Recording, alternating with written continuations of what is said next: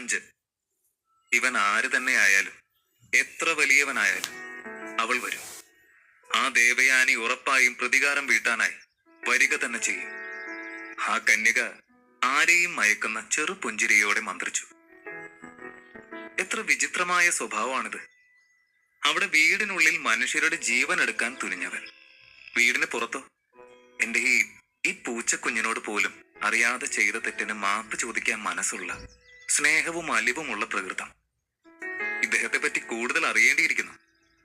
എന്തായാലും ഈ വീരനെ അങ്ങനെ അങ്ങ് വിട്ടുകളയാൻ ഈ സൈരന്ധ്രി ഉദ്ദേശിച്ചിട്ടില്ല. ആ കന്യക സ്വയം പറഞ്ഞു. അനന്തൻ തിരിച്ചു തന്റെ വീടിന്റെ ഗേറ്റ് തുറന്നപ്പോഴേ കണ്ടു ഉമ്മറത്ത് തന്നെ നോക്കി കാത്തിരിക്കുന്ന അരുന്ധതിയെ. അവൻ ഗേറ്റ് അടച്ചതും അവൾ ഓടി വന്ന് അവനെ കെട്ടിപ്പിടിച്ചു. ഏട്ടനത് എങ്ങോട്ടാ ഒരു കുറിപ്പും എഴുതി വെച്ച് പോയി കളഞ്ഞ്? ഞാനിവിടെ തനിച്ച് ഇത്രയും നേരം, ഏട്ടൻ എന്തു പറ്റിയെന്നറിയാതെ. അവൾ അവനെ പറ്റിപ്പിടിച്ചു നിന്ന് പരിഭവം പറഞ്ഞു. ഞാനിങ് എത്തിയില്ലേ, എനിക്കൊന്നും പറ്റിയില്ലല്ലോ. നീ ഇങ്ങനെ വിഷമിക്കാതെ. അല്ല, അച്ഛൻ എത്തിയില്ല ഇതുവരെ? അനന്തൻ ചോദിച്ചു തീർന്നതും ഒരു ടാക്സി വന്നു നിന്നു. അതിന്റെ ഡ്രൈവർ അനന്തനെ കണ്ടതും അതിരില്ലാത്ത ആവേശത്തോടെ കാറിൽ നിന്നും ഇറങ്ങി അവനെ വന്ന് കെട്ടിപ്പിടിച്ചു. അനന്ത, മോനെ മോനെ, നീ, എനിക്ക് വിശ്വസിക്കാനാവുന്നില്ല, അയാൾ പറഞ്ഞു. അച്ഛ. അവൻ സന്തോഷത്തോടെ വിളിക്കുമ്പോഴും അവന്റെ കണ്ണുകൾ തന്റെ പിതാവിന്റെ രൂപത്തിൽ വന്ന മാറ്റങ്ങൾ തേടുകയാണ്. 2 വർഷങ്ങൾ കൊണ്ട് വാർദ്ധക്യം ഒരുപാട് വിഴുങ്ങിയിരിക്കുന്നു തന്റെ അച്ഛനെ. അവൻ ഓർത്തു, താൻ തീരെ ചെറുപ്പമായിരുന്നു. തന്റെ അമ്മ അച്ഛനെയും തങ്ങൾ മക്കളെയും ഉപേക്ഷിച്ച് മറ്റൊരാൾക്കൊപ്പം പോയ സമയം. അന്നു മുതൽ മക്കൾക്ക് 2 ആൾക്കും അമ്മയുടെ കുറവ് നികത്താൻ അച്ഛൻ ഏറെ കഷ്ടപ്പെട്ടിട്ടുണ്ട്. അവന് അയാളിലെ അവശത കാണുകെ അച്ഛനോട് ബഹുമാനമേറി. അച്ഛൻ, ഞാൻ എഴുന്നേറ്റു. ഒത്തിരി നാൾക്ക് ശേഷം പൂർണ്ണ ആരോഗ്യത്തോടെ, ഒരു പരസഹായവും ഇല്ലാതെ എഴുന്നേറ്റു. ദാ നോക്കി. അനന്തൻ സന്തോഷം അടക്കാനാവാതെ പറഞ്ഞു. നിന്റെ കാര്യം ഓർത്ത് കുറെ കാലമായിട്ട് ഞങ്ങൾ നീറുമായിരുന്നു മോനെ. ഇനി വേണം എനിക്ക് മനസമാധാനം എന്താണെന്നറിയാൻ. വാസുദേവൻ മകനെ ഒരു കൈകൊണ്ട് ചേർത്ത് പിടിച്ചു. അച്ഛന്റെ ഷർട്ടൊക്കെ എങ്ങനെ ഇത്രയും അഴുക്കായേ? അരുന്ധതി ചോദിച്ചു. ഹേ, അത് സാരമില്ല, വണ്ടിക്ക് ചെറിയൊരു പണിയുണ്ടായിരുന്നു, അതിനിടയ്ക്ക് പറ്റിയതാ, അയാൾ ജാള്യത മറച്ച് അലസമായി പറഞ്ഞു. വാസുദേവൻ അയൽക്കാരെ കാണുകെ ഓരോരുത്തരെയും വിളിച്ചു പറഞ്ഞു മകന് ഭേദമായ കാര്യം. നിറഞ്ഞ മനസ്സോടെയാണ് അയാൾ വീട്ടിലേക്ക് കയറിയത്. അനന്തൻ അച്ഛന്റെ മനസ്സ് നിറഞ്ഞുള്ള പെരുമാറ്റം ഓരോന്നും കണ്ട് ചെറുചിരിയോടെ ഒപ്പം നടന്നു. പക്ഷെ ആ ചിരിയിൽ അവന്റെ മുഖം ഇടയ്ക്ക് മങ്ങുന്നുണ്ടായിരുന്നു. തന്റെ കയ്യിൽ അവശേഷിക്കുന്ന 10 ദിവ്യഫലങ്ങൾ, തലേന്ന് രാത്രി ജീവൻ വെടിഞ്ഞ 5 തലയുള്ള സർപ്പം, അപ്രതീക്ഷിതമായി തന്റെ കയ്യിലേക്ക് വന്നു വീണ 10 കോടി രൂപ, ഇവയോരോന്നിനെയും കുറിച്ചുള്ള ചിന്തകൾ അവനെ വല്ലാതെ അലട്ടി. പക്ഷേ വാസുദേവൻ ഇതൊന്നും ശ്രദ്ധിക്കാതെ വളരെയധികം സന്തോഷവാനായി കാണപ്പെട്ടു. അയാളുടെ ഏറ്റവും വലിയ ദുഃഖം ഇന്ന് അവസാനിച്ചിരിക്കുന്നു. മാത്രമല്ല, ഇനി എന്നും തന്റെ തോളോട് തോൾ ചേർന്ന് നടക്കാൻ പാകത്തിന് തനിക്ക് സ്വന്തം മകനെ തിരിച്ചു കിട്ടിയിരിക്കുന്നു. അയാൾക്ക് എങ്ങനെ സന്തോഷം പ്രകടിപ്പിക്കണമെന്ന് അറിയില്ലായിരുന്നു. അന്ന് രാത്രി സ്വന്തം കൈകൾ കൊണ്ട് മകന് ഭക്ഷണം പാകം ചെയ്ത് വിളമ്പി. അയാൾ അവനോടൊപ്പം ഇരുന്നു. തൊട്ടരികിൽ തന്നെ അരുന്ധതി. പക്ഷേ ഇതിനൊക്കെ ഇടയിലും അരുന്ധതിയുടെ കണ്ണുകൾ മറച്ചു പിടിക്കുന്ന എന്തോ ഒരു ദുഃഖം അനന്തന്റെ ശ്രദ്ധയിൽപ്പെട്ടു.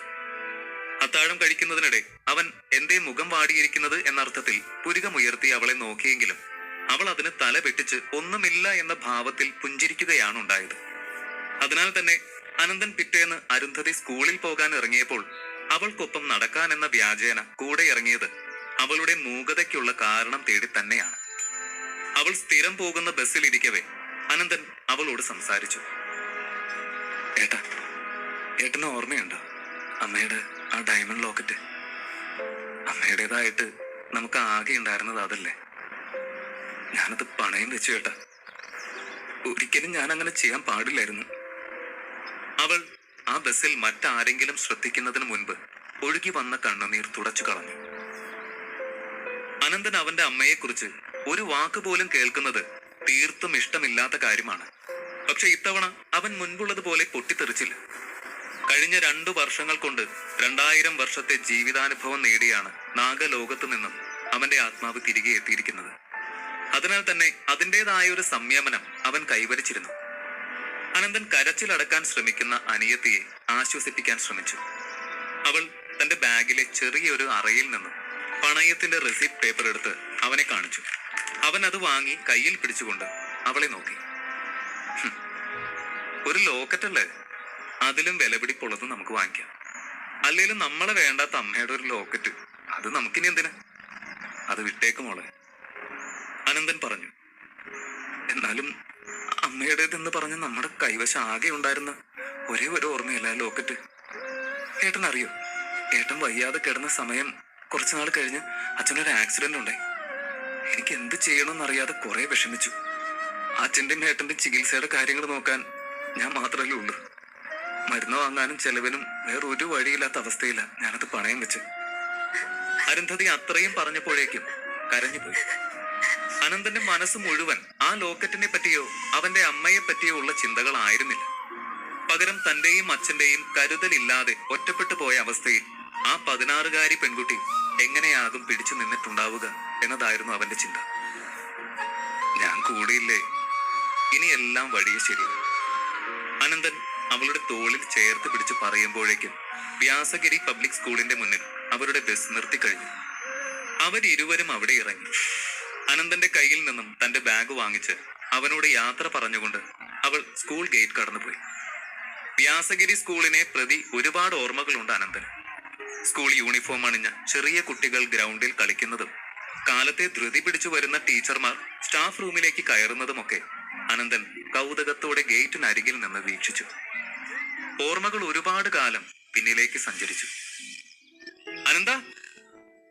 തീരെ പ്രതീക്ഷിക്കാതെയുള്ള വിളിയിൽ അനന്തൻ ഞെട്ടി. തോളറ്റം വെട്ടി സ്റ്റൈലാക്കിയ മുടിയും മോഡേൺ ആയ ഡ്രസ്സുമൊക്കെ ഇട്ട് ഭംഗിയായി ഒരുങ്ങിയ ഒരു പെൺകുട്ടി അവന്റെ അരികിലേക്ക് നടന്നു വന്നു. കുറുകിയ കണ്ണുകളോടെ അവൻ അവളെ നോക്കി. അവൻ അവളെ ഓർമ്മ വന്നു. നാടൻ വേഷവും മുട്ടോളം മുടിയുമായി താൻ കണ്ട പെണ്ണ് ഇന്ന് മുഖസാദൃശ്യം മാത്രമേ ഉള്ളൂ അവളെ തിരിച്ചറിയാൻ ഒരടയാളമായി. സുരഭി, സുരഭി അല്ലേ? അവൻ സ്വയം ചോദിച്ചു. അന്ന് സേതുവിനെ തല്ലിയ ശേഷം അനന്തൻ കരുതിയത് സുരഭിയെ ഇനി അവളുടെ കല്യാണത്തിന് പോവുകയാണെങ്കിൽ മാത്രമേ കാണേണ്ടി വരികയുള്ളൂ എന്നാണ്. പക്ഷെ ആരറിഞ്ഞു, അനിയത്തിയെ സ്കൂളിൽ കൊണ്ടുവിടാൻ വരുന്ന വഴി ഇവളുടെ മുന്നിൽ ചെന്ന് ചാടുമെന്ന് അനന്തൻ മുഷിച്ചിലോടെ ഓർത്തു. അപ്പോ സേതു പറഞ്ഞത് നേരാണല്ലേ? അസുഖമെല്ലാം ഭേദമായല്ലോ? സുരഭി ചോദിച്ചു. സുരഭിയുടെ ചോദ്യത്തിന് മറുപടി കൊടുക്കാതെ അനന്തൻ ആ നിൽപ്പ് തന്നെ തുടർന്നു. അവളെ അപ്രതീക്ഷിതമായി കണ്ടപ്പോൾ ഒരുതരം നിസ്സംഗത മാത്രമായിരുന്നു അവന്റെ കണ്ണുകളിൽ അന്നേരം കാണാൻ കഴിഞ്ഞത്. നീ എന്നെ കാണാൻ വേണ്ടി ഇത്രയും ദൂരം വന്നല്ല, ഏതായാലും വന്നതല്ലേ, നമുക്ക് അവിടെ ചെന്ന് ഒരു കോഫി കുടിക്കാം. സുരഭി സ്കൂളിന്റെ സമീപത്തുള്ള ഒരു കഫേ ചൂണ്ടിക്കാണിച്ചു പറഞ്ഞു. അതിന് ഞാൻ നിന്നെ തേടി വന്നതാണെന്ന് ആരാ പറഞ്ഞ്? ഞാൻ എന്റെ പെങ്ങളെ സ്കൂളിൽ കൊണ്ടുവിടാൻ വേണ്ടി വന്നതാ. വെറുതെ ആവശ്യമില്ലാത്ത ഓരോന്ന് ചിന്തിച്ച് മെനയണ്ട. അനന്തൻ പരിഹാസ രൂപേണ പറഞ്ഞു. അതെന്തോ ആയിക്കോട്ടെ, എന്നെ കാണണമെന്ന് ആഗ്രഹമില്ലായിരിക്കാം. പക്ഷെ നിനക്ക് ഓർക്കാനും സുഖവിവരം അറിയാനും ഒക്കെ ആഗ്രഹമുള്ള വേറെ ഒരാളില്ലേ, വലിയ മുത്തശ്ശി. മുത്തശ്ശിയുടെ കാര്യവും നിനക്കറിയണ്ടേ? തിരികെ നടക്കാൻ ഒരുങ്ങിയ അനന്തൻ സുരഭി പറയുന്നത് കേട്ട് ഒരു നിമിഷം നിന്നു. അനന്തന് അവന്റെ തറവാടുമായി ഇന്നും ബന്ധമുണ്ടാവാൻ കാരണം ഈ വലിയ മുത്തശ്ശി ഒരാൾ മാത്രമാണ്.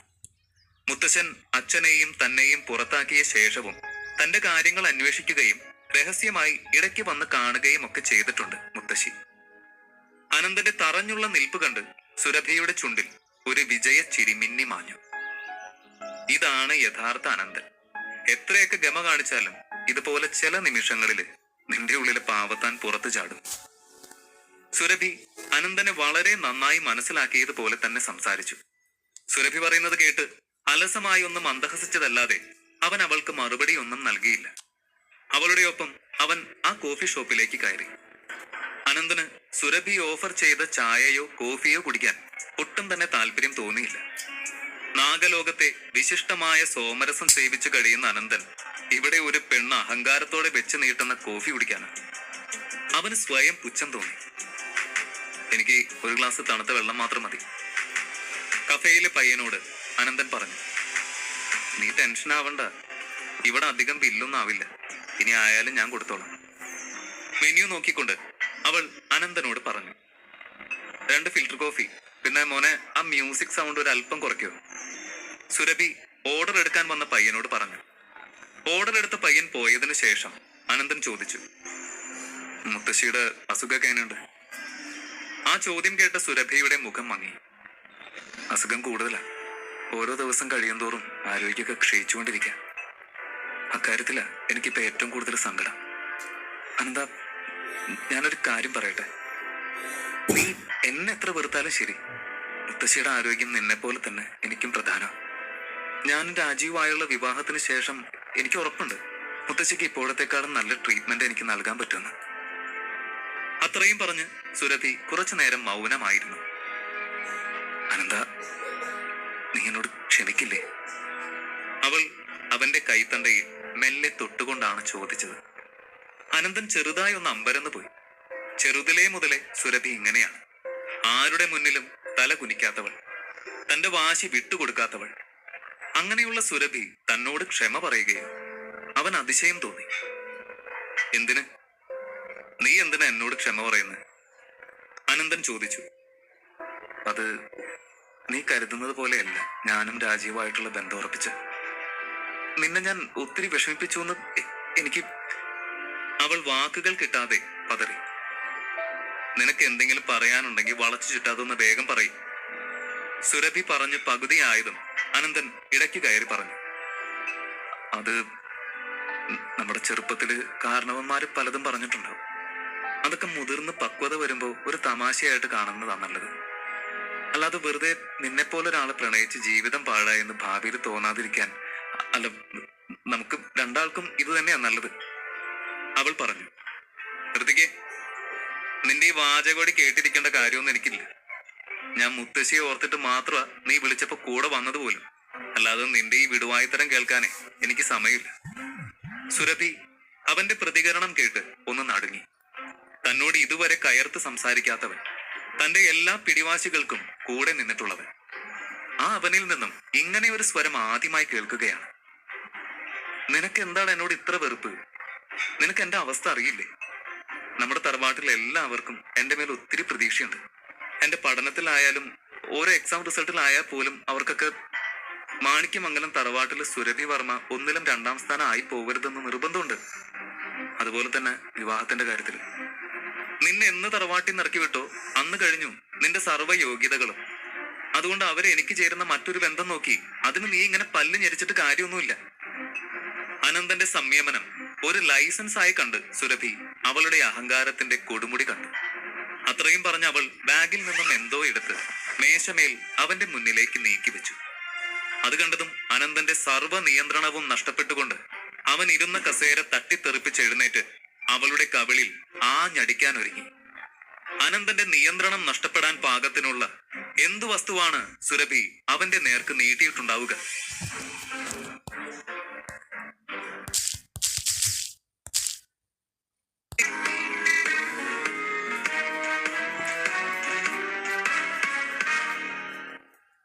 അധ്യായം 6. സുരഭി ബാഗിൽ നിന്നും എന്തോ എടുത്ത് മേശമേൽ അവന്റെ മുന്നിലേക്ക് നീക്കി വെച്ചു. അത് കണ്ടതും അനന്തന്റെ സർവ്വ നിയന്ത്രണവും നഷ്ടപ്പെട്ടു. സുരഭിയുടെ കവിളിൽ ആഞ്ഞൊരടി കൊടുക്കാനായി അവന്റെ കൈ തരിച്ചു. പിന്നെയും മനസ്സുകൊണ്ട് അവൾക്ക് നേരെ ഉയർത്തിയ തന്റെ കൈകൾ ഒരു സ്ത്രീ എന്ന പരിഗണനയ്ക്ക് മേൽ അവൻ അടക്കി പിടിച്ചു. അനന്തൻ മേശമേൽ അവൾ എടുത്തു വെച്ച ക്രെഡിറ്റ് കാർഡിലേക്ക് നോക്കി. ഈ കാർഡിൽ 5 ലക്ഷം രൂപയുണ്ട്. പാസ്വേഡ് എന്റെ ഡേറ്റ് ഓഫ് ബർത്ത് തന്നെയാ. ഇത് നീ വെച്ചോ. നമ്മുടെ വിവാഹം നടന്നില്ലെങ്കിലും നിനക്ക് നല്ലൊരു ഭാവി ഉണ്ടാവട്ടെ. അനന്തന്റെ മുഖത്തേക്ക് തന്നെ നോക്കി സുരഭി വീണ്ടും പറഞ്ഞു. നീ വിഷമിക്കരുത്. എനിക്കറിയാം, അന്ന് നിന്റെ എക്സാം റിസൾട്ട് വന്ന ദിവസം നിന്റെ റിസൾട്ട് മോശമായതുകൊണ്ടല്ലേ നീ അന്ന്. അതിന്റെ പേരിൽ ഞാൻ നിന്റെ അടുത്ത് അകലുമെന്ന് പേടിച്ചിട്ടല്ലേ, എങ്ങനെ ഫേസ് ചെയ്യുമെന്നൊക്കെ ചിന്തിച്ചിട്ടല്ലേ നീ അന്ന് കാറിന്റെ മുന്നിലേക്ക്. ഒന്ന് നിർത്തുന്നുണ്ടോ നിന്റെ ഈ, നീ ഇത് എന്തൊക്കെയാ ചിന്തിച്ചു വെച്ചിരിക്കുന്നത്? അനന്തൻ പൊട്ടിച്ചിരിച്ചുകൊണ്ടാണ് പറഞ്ഞത്. ആ ആക്സിഡന്റിന്റെ പിന്നിലെ കാരണം അനന്തൻ അനന്തന് നന്നായി അറിയാം. അത് മറ്റൊന്നാണ്. സുരഭി കരുതിയിരുന്നത് അവളെ നഷ്ടപ്പെടുമെന്ന ഭയത്തിൽ താൻ എന്തോ കടും കൈ ചെയ്തതാണെന്നാണ്. ഓർക്കുമ്പോൾ അവന് പുച്ഛം തോന്നി. ശരിയാണ്, ഒരു കാലത്ത് അവളെ നഷ്ടപ്പെടുക എന്നത് തനിക്ക് ചിന്തിക്കാനാവില്ലായിരുന്നു. പക്ഷെ ഇന്ന് സാഹചര്യങ്ങളെല്ലാം മാറി. പഴയ അനന്തനല്ല ഇന്ന് അവളുടെ മുൻപിലിരിക്കുന്ന ഈ വ്യക്തി. ആദ്യമൊക്കെ അനന്തന് ദേഷ്യം വന്നെങ്കിലും ഇപ്പോൾ സുരഭിയുടെ സംസാരം കേട്ട് അങ്ങനെ ഇരിക്കുകയാണ് അനന്തൻ. അരുന്ധതിയിൽ നിന്നറിഞ്ഞ കാര്യങ്ങൾ തന്നെയാണ് അവൾ വീണ്ടും പറയുന്നത്. ഏതുവരെ പോകുമെന്ന മട്ടിൽ അവൻ അവളെ തന്നെ നോക്കിയിരുന്നു. രാജീവേട്ടൻ മാണിക്യമംഗലത്ത് മൂത്ത ആന്തരി ആയതുകൊണ്ടും പോരാഞ്ഞിട്ട് നാഷണൽ ആയുർവേദിക് ഹോസ്പിറ്റൽ ഏറ്റെടുക്കാൻ പോകുന്നതുകൊണ്ടും ഭാവിയിൽ ഒരുപാട് ഉയരങ്ങളിലേക്ക് പോകുന്ന ഉറപ്പാ. അറിയാലോ, ചെറുപ്പം മുതലേ കളരിപ്പയറ്റൊക്കെ അഭ്യസിക്കുന്നുണ്ടാണ്. രാജീവേട്ടനെ വെച്ച് നോക്കുമ്പോ നീ തന്നെ സ്വയം ഒന്ന് ആലോചിച്ച് നോക്ക്, നിന്റെ സ്ഥാനം എത്ര ചെറുതാണെന്ന്. സുരഭിയുടെ വാക്കുകൾ കേട്ട അനന്തന് പൊട്ടിച്ചിരിക്കാനാണ് തോന്നിയത്. അവൻ ശാന്തമായ സ്വരത്തിൽ പറഞ്ഞു, നിന്റെ ഈ പിച്ച കാശ് കൊടുത്ത് വേഗം സ്ഥലം വിടാൻ നോക്ക് പെണ്ണെ. എന്റെ കൺമുന്നിൽ നിന്ന് മാറി എവിടെയെങ്കിലും പോയിട്ട് സുഖമായിട്ട് ജീവിക്കാൻ നോക്ക്. നിനക്ക് നിന്റെ വഴി, എനിക്ക് എന്റെ വഴി. വേഗം ചെല്ല്. ഞാൻ നിന്നോട് ക്ഷമ പറഞ്ഞുകൊണ്ടാണ് ഈ ക്രെഡിറ്റ് കാർഡ് തന്നെ. പിച്ചക്കാശായിട്ടാണ് നീ കരുതുന്നതെങ്കിൽ വേണ്ട. ഇതിൽ നിന്ന് 1 ലക്ഷം രൂപ എടുത്തിട്ട് അതിന് എനിക്കും രാജീവേട്ടനും വേണ്ടി 4 ആളെ കാണിക്കാൻ കൊള്ളാവുന്ന എന്തെങ്കിലും ഒരു സമ്മാനം കൊണ്ടുപോവാ. ഞങ്ങൾക്ക് വേണ്ടിയല്ല, അങ്ങനെയെങ്കിലും നിങ്ങളുടെ കുടുംബത്തിന് നഷ്ടപ്പെട്ട അഭിമാനം വീണ്ടെടുക്കാൻ നോക്ക്. അവൾ പറഞ്ഞു. നിർത്തടി, ഞാൻ ഒരുപാട് നേരമായി സഹിക്കുന്നു. ഏതുവരെ പോകുന്നു നോക്കിയിരുന്നപ്പോ തലേ കയറി കാളിയമർദ്ദനം ചവിട്ടാനുള്ള പുറപ്പാടാണ്. വായടച്ച് സ്ഥലം വിട്ടോ, അതാ നിനക്ക് നല്ലത്. അനന്തന്റെ സ്വരം കടുത്തതും സുരഭിയുടെ പത്തി താഴ്ന്നു. ദുരഭിമാനം വെച്ചുകൊണ്ട് അങ്ങനെ അങ്ങിരുന്നു. എങ്ങനെയെങ്കിലും രക്ഷപ്പെടാൻ നോക്കുന്നതിന് പകരം അവൾ പുലമ്പിക്കൊണ്ട് വേഗം പോകാൻ ഇറങ്ങി. അല്പദൂരം നടന്ന് അവൾ തിരിഞ്ഞ് അവനെ നോക്കി വീണ്ടും പറഞ്ഞു, സമൂഹത്തിൽ ഉയർന്നവരും താഴ്ന്നവരും തമ്മിലുള്ള വ്യത്യാസം മനസ്സിലാക്കണം. എല്ലാ ജീവജാലങ്ങളിലും ഉണ്ട് ഉച്ചനീചത്വം. നമുക്ക് പണ്ട് മുത്തശ്ശി പറഞ്ഞു തന്നത് നീ ഓർക്കുന്നുണ്ടോ? ശേഷനാഗവും മറ്റു നാഗങ്ങളും തമ്മിലുള്ള സ്ഥാന വ്യത്യാസം. ഞാൻ മാണിക്യമംഗലത്ത് മനുഷ്യരിലെ ശേഷനാഗത്തിന് സമാനമാണ്. സാധാരണക്കാർക്ക് അത്രമേൽ ബഹുമാനമാണ് ഞങ്ങള്. അവൾ അഹങ്കാരത്തോടെയും അടങ്ങാത്ത ദേഷ്യത്തോടെയും അത്രയും വിളിച്ചു പറഞ്ഞ് തിരിഞ്ഞു നടന്നു. നീ അതിന് ശരിക്കും ശേഷനാഗത്തിനെ കണ്ടിട്ടുണ്ടോ? ഇല്ലല്ലോ. പാവം, കണ്ടിരുന്നെങ്കിൽ നീ സാക്ഷാൽ ആദിശേഷനോട് തന്നെ ഇപ്പോ ഇത് പറയില്ലായിരുന്നല്ലോ. അവൻ നർമ്മരൂപേണ പറഞ്ഞതിനെ തീർത്തും അവഗണിച്ചുകൊണ്ട് അവൾ മുന്നോട്ട് നടന്നു. അവൾ പോയതിനു ശേഷം അനന്തൻ ആ കോഫി ഷോപ്പിലിരുന്ന് ഒത്തിരി നേരം തന്റെ കഴിഞ്ഞ കാലത്തെ കുറിച്ച് ഓർത്തു. സ്കൂളിൽ നിന്നും ബെൽ കേൾക്കുമ്പോഴാണ് അവൻ ഓർമ്മകളിൽ നിന്നും ഉണർന്നത്.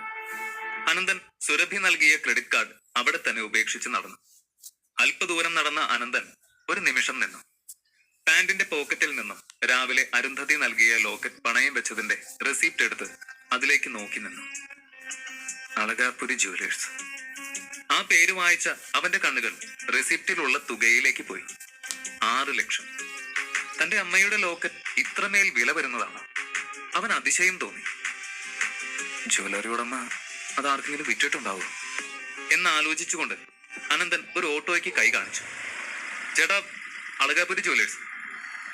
ആ പേര് കേട്ട ഓട്ടോ ഡ്രൈവർ മീറ്റർ ഇടുന്നതിന് മുൻപ് തിരിഞ്ഞ് അനന്തനെ നോക്കി. പോകാം, പക്ഷെ കടയുടെ ഫ്രണ്ടിലൊന്നും കൊണ്ട് നിർത്താൻ പറ്റത്തില്ല. പോകുന്ന വഴി ഭാർഗവ ഫിനാൻസിന്റെ അവിടെ എന്തൊക്കെയോ പ്രശ്നങ്ങൾ നടക്കാം. വഴിയൊക്കെ അവർ പൂട്ടി. കുറച്ചേരം ഇറങ്ങി നടക്കേണ്ടി വരും. ഓട്ടോക്കാരൻ പറഞ്ഞു. ശരിയേട്ടാ, വണ്ടി എടുത്തു. അനന്തൻ സീറ്റിലേക്ക് ചാരിയിരുന്നു. ഭാർഗവ ഫിനാൻസ്. ആ പേര് അവന്റെ മനസ്സിൽ തങ്ങി. ഈ സ്ഥലത്തെ ഏറ്റവും പ്രമാണിയായ ഭാർഗവന്റെയാണ് ആ സ്ഥാപനം. ഇവിടുത്തെ ഏറ്റവും വലിയ ഫിനാൻസിയേഴ്സ്. പണയം മാത്രമല്ല, വലിയ പെയിന്റിങ്സ്, പുരാതന വസ്തുക്കൾ, ശില്പങ്ങൾ എല്ലാം ഉണ്ട് അവിടെ വിൽപ്പനയ്ക്ക്. അനന്തൻ ഓർത്തു, പണ്ട് തന്റെ ഒരു അധ്യാപകൻ വരച്ച പെയിന്റിംഗ് അവിടെ പ്രദർശിപ്പിക്കുകയും അതിലൂടെ അദ്ദേഹത്തിന് ഒരുപാട് അംഗീകാരങ്ങൾ നേടാനായത്. അനന്തൻ ഓട്ടോ നിർത്തിയെടുത്തു നിന്നും അളകാപുരി ജുവലറി എവിടെയാണെന്ന് അന്വേഷിച്ചു നടന്നു. കുറച്ചു ദൂരം നടന്ന അനന്തൻ കണ്ടെത്തി ചില ആഡംബര കാറുകൾ പാർക്ക് ചെയ്തിട്ടിരിക്കുന്നത്. അവന്റെ ഊഹം തെറ്റിയില്ല. അല്പം കൂടി മുന്നോട്ട് നടന്നപ്പോൾ അവൻ കണ്ടു തലയെടുപ്പോടെ നിൽക്കുന്ന അളകാപുരി ജുവലേഴ്സ്. യൂണിഫോം സാരി ധരിച്ച ഒരു സ്റ്റാഫ് ഡോർ തുറന്ന് അനന്തനെ സ്വീകരിച്ചു. അകത്ത് കയറിയ അനന്തൻ ആദ്യം ശ്രദ്ധിച്ചത് അവിടെയുള്ള മറ്റു സ്റ്റാഫുകളെയാണ്. എല്ലാവരിലും എന്തോ പ്രത്യേകത. ശരീരഭംഗിയും ആകാരവടിവും എടുത്തറിയുന്ന തരത്തിലാണ് എല്ലാവരും യൂണിഫോം സാരി ധരിച്ചിരിക്കുന്നത്. മാത്രമല്ല, അവരുടെ നടപ്പിനും ചലനങ്ങളിലും ഭാവങ്ങളിലുമെല്ലാം ഒരു കളരിപ്പയറ്റിന്റെ ഗന്ധം അവന് തോന്നി. ഒരുപക്ഷെ ഇവരെല്ലാവരും കളരിമുറകൾ അഭ്യസിച്ചിട്ടുണ്ടാകും. ഭാർഗവൻ മുതലാളിയുടെ കുടുംബക്കാരും കളരിയിൽ മോശക്കാരാവില്ലല്ലോ. അനന്തൻ മനസ്സിൽ കരുതി. നമസ്കാരം, ഞാൻ പണയം വെച്ചൊരു ലോക്കറ്റ് തിരിച്ചെടുക്കാൻ വേണ്ടി വന്നത്. അവൻ അവിടെയുള്ളൊരു സ്റ്റാഫിനോട് പറയുന്നതിനോടൊപ്പം തന്റെ കയ്യിലെ റിസിപ്റ്റ് അവർക്ക് നേരെ നീട്ടി. ഇതിലുള്ള ഓർണമെന്റ് അകത്തെ ലോക്കറിലാണല്ലോ, നിങ്ങൾ എന്നോടൊപ്പം വരും. സ്റ്റാഫ് അനന്തനെ അകത്തേക്ക് കൂട്ടിക്കൊണ്ടുപോയി. തിരക്കേറിയ കൗണ്ടറിൽ നിന്നും അനന്തൻ ആ സ്റ്റാഫിനോടൊപ്പം അകത്തെ ഹാളിലേക്ക് പോയി. അവിടെ വിരലിൽ എണ്ണാവുന്ന കസ്റ്റമേഴ്സ് മാത്രമേ ഉണ്ടായിരുന്നുള്ളൂ. ഓരോ കസ്റ്റമേഴ്സിന്റെ ഒപ്പവും ഓരോ ലേഡി സ്റ്റാഫുണ്ട്. അനന്തൻ ചുറ്റും നോക്കി. സർ, ഈ ചെയറിൽ ഇരുന്നോളൂ, മാനേജർ ഇപ്പൊ വരും. അത്രയും പറഞ്ഞുകൊണ്ട് ആ ലേഡി മാനേജറിന്റെ ക്യാബിനിലേക്ക് പോയി. ഉടനെ തന്നെ ഒരാൾ വന്ന് ഒരു കപ്പ് ചായ അനന്തന്റെ കയ്യിൽ കൊടുത്തു. അനന്തന് മറ്റു തിരക്കുകൾ ഒന്നും ഇല്ലാതിരുന്നതിനാൽ അവൻ അവിടെയുള്ള ഓരോ പ്രവർത്തനങ്ങളും നോക്കി സമാധാനമായി അങ്ങനെ ഇരുന്നു. പുറത്തുള്ള കൗണ്ടർ പോലെ തന്നെ അത്ര ഭംഗിയിൽ ഡെക്കറേഷൻ ഒന്നും ചെയ്തിട്ടില്ല ഇവിടെ. എന്നാലും നല്ല പെയിന്റിങ്ങുകളും മാനുസ്ക്രിപ്റ്റുകളും ഒക്കെ വെച്ച് അത്യാവശ്യം മോഡിയിൽ തന്നെയാണ് ഇവിടവും സെറ്റ് ചെയ്തിരിക്കുന്നത്.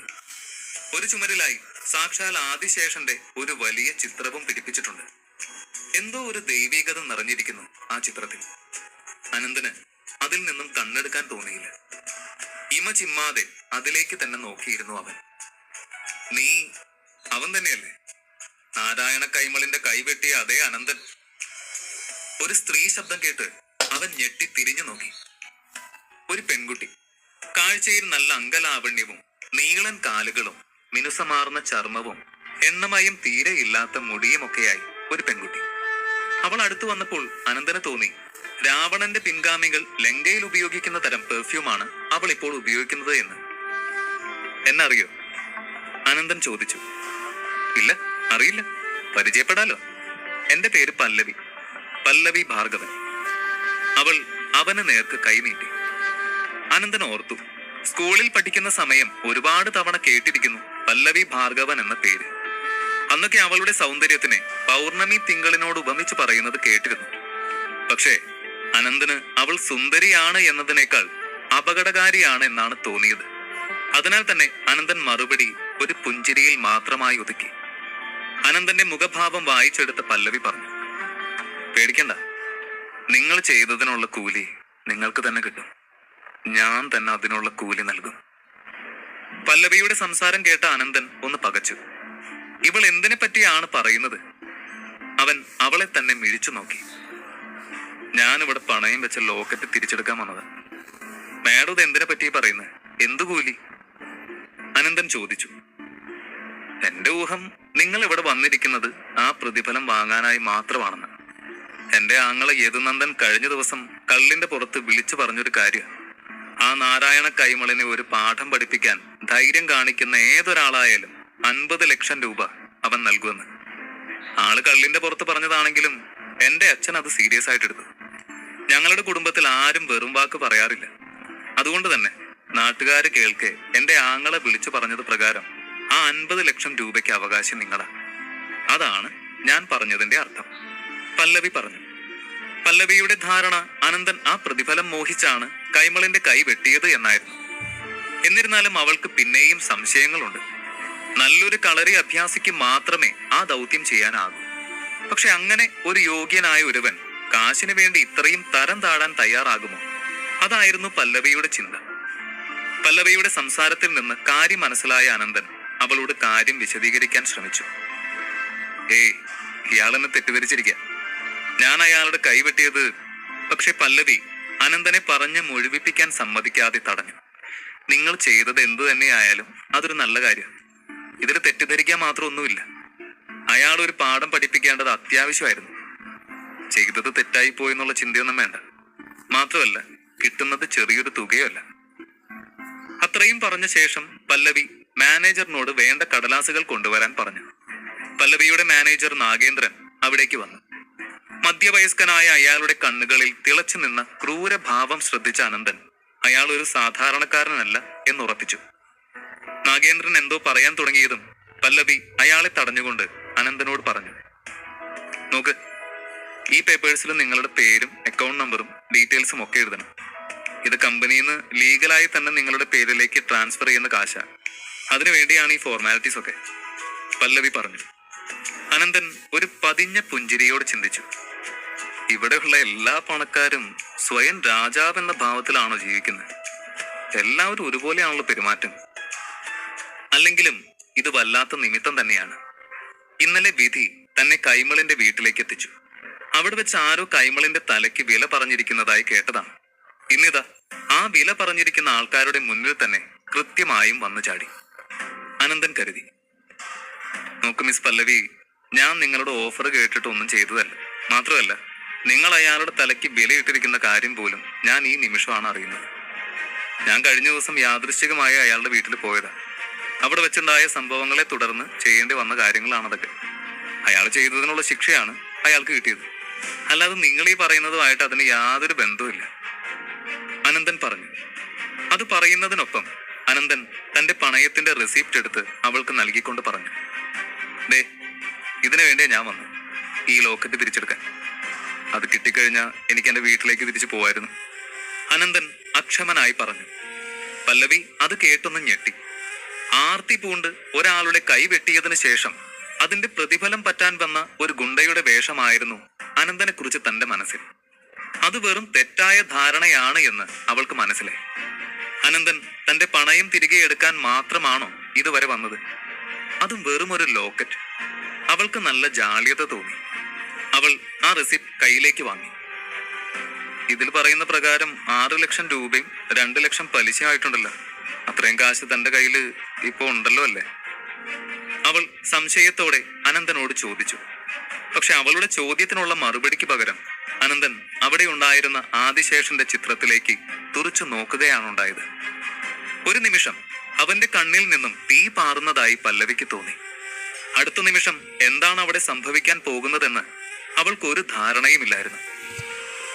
പല്ലവിയുടെ സഹോദരൻ എന്തിനാണ് കൈമളിനെതിരെ ഇങ്ങനെയൊരു പ്രഖ്യാപനം നടത്തിയത്?